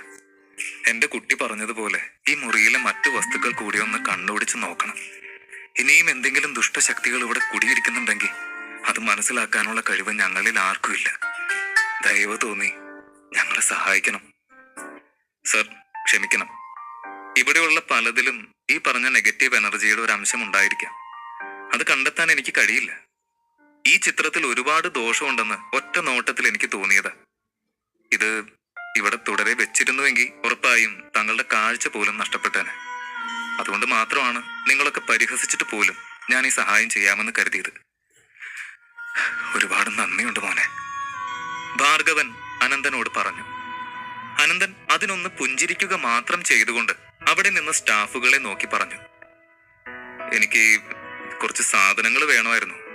ഒരു മെർക്കുറി പോട്ട്, കുറച്ച് കറുത്ത മഷിയും ഒരു പെയിന്റിംഗ് ബ്രഷും, പിന്നെ ഒരു ചെമ്പ് പാത്രം, കുറച്ച് വെള്ളവും, പിന്നെ ഒരു വൃത്തിയായിട്ടുള്ള ടവലും. അനന്തൻ പറഞ്ഞത് കേട്ട് ഭാർഗവൻ ഒന്നും മനസ്സിലാകാതെ അവിടെ നിന്നു. അവൻ എന്താണ് ചെയ്യാൻ പോകുന്നതെന്ന് ആർക്കും വലിയ ധാരണയൊന്നുമില്ലെങ്കിലും അവൻ ചോദിച്ച സാധനങ്ങളൊക്കെയും ജോലിക്കാർ അധികം വൈകാതെ തന്നെ കൊണ്ടുവന്നു കൊടുത്തു. എന്തിനാ ഇത്രയും സാധനങ്ങൾ? പല്ലവി ചോദിച്ചു. അനന്തൻ ആ ചെമ്പ് തളികയിൽ വെള്ളമെടുത്ത് കൈ കഴുകി തുണി കൊണ്ട് വൃത്തിയായി തുടച്ചു. ഞാൻ എന്റെ കയ്യിൽ പറ്റിപ്പിടിച്ച ദുർശക്തികളെ തുടച്ചു നീക്കുകയാണ്. അതിനു വേണ്ടിയാണ് ഇതൊക്കെ ചോദിച്ചത്. അനന്തൻ മറുപടി പറഞ്ഞു. അത്രയും പറഞ്ഞുകൊണ്ട് അനന്തൻ തന്റെ മുന്നിലിരിക്കുന്ന മഷി മെർക്കുറി പാത്രത്തിലേക്ക് കുറേശ്ശെ ഒഴിച്ച് മറുകൈയിൽ പെയിന്റിംഗ് ബ്രഷ് എടുത്തു. ചുറ്റും നിന്നവരൊക്കെ അനന്തൻ ഇനി എന്താവും ചെയ്യുക എന്നറിയാനുള്ള തിടുക്കത്തിലാണ് നിൽക്കുന്നത്. അവൻ ആ പെയിന്റിംഗ് ബ്രഷ് കറുത്ത മഷിയിലേക്ക് മുക്കി നിലത്ത് ചില നേർരേഖകൾ വരച്ചു. ഇവനിത് എന്തായി നിലത്ത് ചാടി കളിക്കാനുള്ള വരയിടുവാണോ? സ്റ്റാഫുകളിൽ ചിലർ പിറുപിറുത്തു. പല്ലവിയുടെയും മനസ്സിൽ ആകെ സംശയം നിറഞ്ഞു. കുറച്ചു മുൻപ് അവൻ സ്വന്തം മന്ത്രശക്തി കൊണ്ട് ഏവരെയും ഞെട്ടിച്ചതാണ്. അതുകൊണ്ട് ക്ഷമയോടെ അല്പനേരം കാത്തിരിക്കാം, അവൻ എന്താണ് ചെയ്യാൻ ഉദ്ദേശിക്കുന്നതെന്ന് കാണാൻ. ഇങ്ങനെ ഓർത്തുകൊണ്ട് പല്ലവി അനന്തൻ ചെയ്യുന്നത് ശ്രദ്ധാപൂർവം നിരീക്ഷിച്ചു. അനന്തൻ തന്റെ കർമ്മം പൂർത്തിയാക്കിയ ശേഷം തനിക്ക് ചുറ്റും കേൾക്കുന്ന അടക്കം പറച്ചിലുകൾ കേട്ട് ചെറുതായി ഒന്ന് പുഞ്ചിരിച്ചു. എനിക്കറിയാം നിങ്ങൾ എന്തായി ചിന്തിക്കുന്നതെന്ന്. ഈ ചതുരങ്ങൾ ഞാൻ വെറുതെ ചാടിക്കളിക്കാൻ വേണ്ടി വരച്ചതല്ല. നിങ്ങൾ ഓരോരുത്തരും ഈ 7 കളങ്ങളിലൂടെ നടന്ന് പുറത്തേക്ക് വരണം. അപ്പോൾ ആ ചിത്രത്തിൽ നിന്നും ഈ അന്തരീക്ഷത്തിലേക്ക് കയറിക്കൂടിയ നെഗറ്റീവ് എനർജി ഏതെങ്കിലും തരത്തിൽ നിങ്ങളെ ബാധിച്ചിട്ടുണ്ടെങ്കിൽ അത് പുറത്തു വരുന്നതാണ്. പിന്നെ ഒരു കാര്യം, ഒരു കന്യകയിലൂടെ വേണം ഈ കർമ്മം തുടങ്ങാൻ, അനന്തൻ പറഞ്ഞു. ഇത് കേട്ട ഭാർഗവൻ ചോദിച്ചു, പക്ഷേ അനന്ത, ഇത് വെറും കളങ്ങളല്ലേ? ഇതിലൂടെ നെഗറ്റീവ് എനർജി പുറന്തള്ളൂ എന്ന് പറഞ്ഞാൽ... അയാളുടെ സംശയം മറച്ചു വെച്ചില്ല. ഈ ചോദ്യം അവിടെയുള്ള എല്ലാവരുടെയും മനസ്സിൽ ഒരുപോലെ വന്നതാണ്. അനന്തൻ അതിന് പുഞ്ചിരിയോടെ നിങ്ങളുടെ കൂട്ടത്തിൽ നിന്നും ഒരു കന്യകയെ വിളിക്കൂ എന്ന് മാത്രം പറഞ്ഞു. ശരി, ആദ്യം ഞാൻ തന്നെ വരാം. പല്ലവി മുന്നോട്ട് വന്നു. ഒരു കന്യകയിലൂടെ തന്നെ ആയിരിക്കണം ഇത് തുടങ്ങേണ്ടത്. അനന്തൻ ഒന്നുകൂടി ഓർമ്മിപ്പിച്ചു. ഞാൻ ഇപ്പോഴും കന്യക തന്നെയാ. എന്റെ വിവാഹം കഴിഞ്ഞിട്ടുമില്ല, എനിക്ക് ഇന്ന് വരെ ഒരു പ്രണയം ഉണ്ടായിട്ടില്ല. അതിനാൽ ഞാൻ കന്യക തന്നെയാണെന്ന് ഉറപ്പു തരുന്നു. ഇനി എനിക്ക് ഈ കളങ്ങളിലേക്ക് കയറാമല്ലോ. പല്ലവി അല്പം ജാള്യതയോടെയാണ് സംസാരിച്ചു തുടങ്ങിയത്. എങ്കിലും ഉറച്ച സ്വരത്തിൽ പറഞ്ഞു നിർത്തി. അനന്തൻ അതൊരു അതിശയം തന്നെയായിരുന്നു. ഇത്രയും സുന്ദരിയും കോടീശ്വരിയുമായ ഈ പെൺകുട്ടിക്ക് ഇന്ന് വരെ ഒരു കാമുകൻ ഉണ്ടായിരുന്നില്ല എന്ന്. അനന്തൻ പല്ലവിയെ നോക്കി. ഒരു 22 വയസ്സ് പ്രായം തോന്നിക്കും. ഇവരുടെയൊക്കെ ലൈഫ് സ്റ്റൈൽ അനുസരിച്ച് അനന്തൻ പല്ലവിയെ പറ്റി ഇങ്ങനെ ആയിരുന്നില്ല കരുതി വെച്ചത്. പല്ലവിക്ക് നേരിയ ചമ്മൽ തോന്നി അനന്തൻ തന്നെ കണ്ണെടുക്കാതെ നോക്കുന്നത് കണ്ടിട്ട്. അത് മനസ്സിലാക്കിയതും അനന്തൻ തന്റെ നോട്ടം മാറ്റി. പല്ലവി ഒരു കൊച്ചുകുട്ടിയെ പോലെ ആ 7 കളങ്ങളും ഒരു കാൽ നിലത്ത് കുത്താതെ ചാടി മറുവശം കടന്നു. അന്നേരം അവളെ കണ്ടാൽ ആരും പറയില്ല ഇത്രയും വലിയ ബിസിനസ് ഒക്കെ നോക്കി നടത്താനുള്ള പക്വത അവളിലുണ്ടെന്ന്. പല്ലവി ആ കളങ്ങൾ ചാടി മറുവശമെത്തിയതും ഒരു മുഴക്കത്തോടെ അവളുടെ ശരീരത്തിൽ നിന്നും കറുത്ത പുക പോലെ എന്തോ ഒന്ന് പുറത്തേക്ക് വന്നു. ശേഷം അത് കാറ്റിനൊപ്പം സഞ്ചരിച്ച് പുറത്തേക്ക് പോയി. ചെറുപ്പത്തിൽ മുത്തശ്ശി കഥകളിലൊക്കെ കേട്ട പരിചയം മാത്രമേ ഉള്ളൂ പല്ലവിക്ക് ഇങ്ങനെയുള്ള കറുത്ത രൂപങ്ങളെ പറ്റി. അതിനാൽ തന്നെ അവൾക്ക് വിശ്വസിക്കാൻ കഴിഞ്ഞില്ല കൺമുന്നിൽ നടന്ന കാര്യങ്ങളൊന്നും.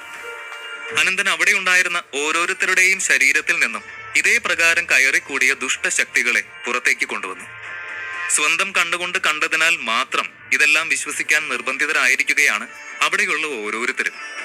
പല്ലവിക്ക് ഇപ്പോഴും അവളുടെ ശരീരത്തിനുള്ളിൽ മറഞ്ഞിരുന്ന ആ രൂപത്തെ കണ്ടതിന്റെ നടുങ്ങൽ വിട്ടുമാറിയിരുന്നില്ല. ഇതൊക്കെ എങ്ങനെ?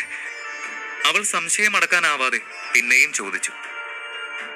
ഈ കാണുന്നതൊന്നും വെറും കളങ്ങൾ മാത്രമല്ല, മന്ത്രശക്തിയുള്ള 7 കളങ്ങളാണ്. 3 ദിവസത്തേക്ക് ഈ കളങ്ങൾക്ക് മന്ത്രശക്തി നിലനിൽക്കും. ഈ 3 ദിവസങ്ങൾക്കകം ഇവിടെയുള്ള വസ്തുക്കളൊക്കെ നിങ്ങൾ ഈ കളങ്ങളിലൂടെ കയറ്റി പുറത്തേക്കിറക്കണം. അതിനു മുൻപ് ഇവിടെ ബാക്കിയുള്ള ഓരോരുത്തരും ഈ കളങ്ങളിലൂടെ കയറി സ്വയം ശുദ്ധി വരുത്തുകയും വേണം. നിന്നോടുള്ള കടപ്പാട് ഓരോ നിമിഷവും വർദ്ധിച്ചു വരാണ് മോനെ. എത്ര വലിയ വിപത്തിന്ന് നീ ഞങ്ങളെ രക്ഷിച്ചിരിക്കുന്നത്. നിന്നോട് ഞങ്ങൾ ജീവിതാന്ത്യം വരെയും കടപ്പെട്ടിരിക്കുന്നു. ഉറപ്പായും ഇന്ന് രാത്രി ഞങ്ങൾക്കൊപ്പം നീ ഭക്ഷണം കഴിക്കാൻ വരണം. എന്റെ ആഗ്രഹം മോൻ തള്ളിക്കളയരുത്. ഭാർഗവൻ തൊഴു കൈയോടെ അവനോട് പറഞ്ഞു. ഇത്രയും കേണപേക്ഷിച്ചുകൊണ്ട് അയാൾ ആവശ്യപ്പെട്ട കാര്യം തള്ളിക്കളയാൻ അനന്തനും മനസ്സുണ്ടായില്ല. അവൻ വരാമെന്ന് സമ്മതിക്കുകയും ചെയ്തു. അവന്റെ സമ്മതമറിഞ്ഞതും അയാൾ അതീവ സന്തോഷത്തോടെ ജോലിക്കാരോട് പറഞ്ഞു. എന്താ എല്ലാവരും നോക്കി നിൽക്കുന്നത്? വേഗം ചെല്ല്. ഇന്നത്തെ ഭക്ഷണം ഗംഭീരമായിരിക്കണം. ഒന്നിലും ഒരു കുറവുണ്ടാവരുത്. വേഗം ചെന്ന് അതിനുള്ള ഏർപ്പാടുകൾ എന്താന്ന് വെച്ചാൽ ചെയ്യൂ, അയാൾ കൽപ്പിച്ചു. അതിനുശേഷം അയാൾ ആ 7 കളങ്ങളിലൂടെ കയറാൻ തീരുമാനിച്ച് മുന്നോട്ട് നടന്നു വന്നു. തന്റെ ഷൂസ് അഴിച്ച് ഒരു കാൽ അതിലേക്ക് വച്ചതും ഒരു വല്ലാത്ത ശബ്ദം കേട്ട് നടുങ്ങി അയാൾ മറിഞ്ഞു വീഴാൻ തുടങ്ങി. പൊടുന്നനെ അയാളെ വന്ന് താങ്ങിപ്പിടിച്ച അനന്തൻ ആ 7 കളങ്ങൾ മറികടക്കാൻ അദ്ദേഹത്തെ സഹായിച്ചു. അതിൽ നിന്നും പുറത്തു കടന്ന ഭാർഗവൻ ബോധരഹിതനായി നിലത്തേക്ക് വീഴുകയും അല്പസമയത്തിനകം കണ്ണു തുറന്ന് താൻ എവിടെയാണ് എന്ന ഭാവത്തിൽ ചുറ്റും നോക്കുകയും ചെയ്തു. മുത്തശ്ശന്റെ ഈ പെരുമാറ്റം കണ്ട് എന്താണ് സംഭവിച്ചത് എന്ന് മനസ്സിലാവാതെ ഭയന്നു നിൽക്കുന്ന പല്ലവി അദ്ദേഹത്തിന്റെ തുടർന്നുള്ള ചെയ്തികൾ കണ്ടാണ് കൂടുതൽ പകച്ചുപോയത്. എന്തായിരിക്കും പല്ലവിയെ നടുക്കിയ ആ കാഴ്ച? കളങ്ങളിലൂടെ കടന്നുപോയ ഭാർഗവൻ തമ്പിക്ക് എന്തായിരിക്കാം യഥാർത്ഥത്തിൽ സംഭവിച്ചിരിക്കുക?